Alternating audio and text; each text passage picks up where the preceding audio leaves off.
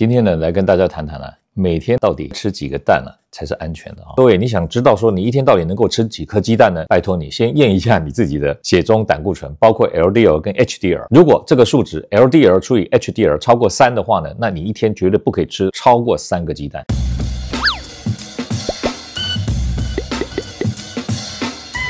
健康加財富，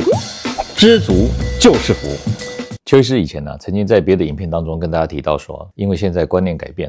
有一些證據顯示蛋的膽固醇跟我們血中的膽固醇關聯性並不是那麼高所以呢取消了每天吃的蛋的數量的限制但是取消了蛋的总量的限制，是不是代表你可以毫無止境的想吃幾個蛋就吃幾個蛋呢？歡迎大家踴躍訂閱邱醫師頻道，訂閱的人越多，邱醫師越開心。我會找出更多更有醫學實證、科學根據的健康知識來跟大家分享，讓大家擁有更多的健康。當然不是這樣的，邱醫師曾經在參加一個電視節目的時候呢，有製作單位呢提到說，現在有流行一種減重的方法這種減重方法呢是每天都吃不一樣的食物，其中有一天呢從頭到尾什麼都不吃，就只吃雞蛋，甚至吃到8顆10顆。那這樣的情況底下，難道對我們血中的膽固醇一點影響都沒有嗎？答案並不是如此。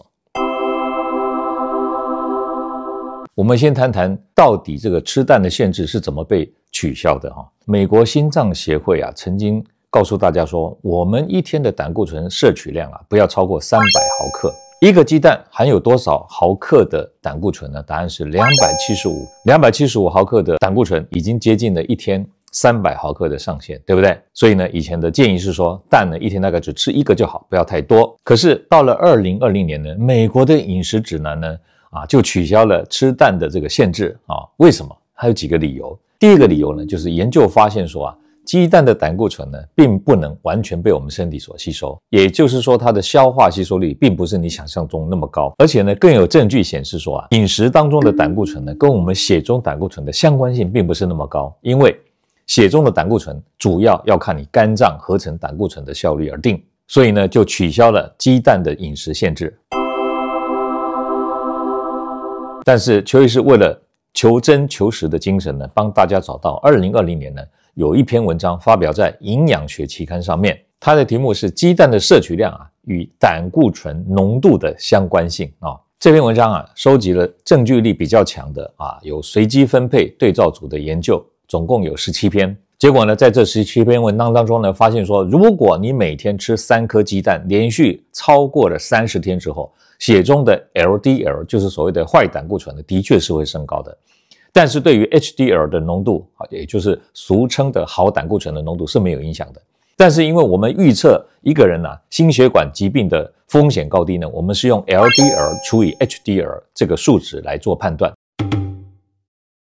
我們的頻道已經開放加入會員，歡迎大家來加入頻道的會員。加入的會員呢，邱醫師會優先回答你留言上面所提的問題，而且你留的問題呢，也非常有可能優先成為邱醫師下一個節目的主題內容。我會拍影片來回答你所關注的問題。在連續30天每天吃3顆雞蛋的情況底下呢，血中的 LDL 的確是升高了。那麼 HDL 雖然不升高，可是這個預測心血管指數的 LDL 除以 HDL 就會上升，代表說心血管疾病的風險的確是增加了。所以這篇文章呢，在後面就建議說，如果你的血中 LDL 呢在130以下，那麼你每天吃3顆雞蛋呢，其實沒有什麼大礙。如果你的血中 LDL 已經超過130，那這個情況底下，你就不應該每天吃這麼多的雞蛋，應該要吃2顆以下的雞蛋。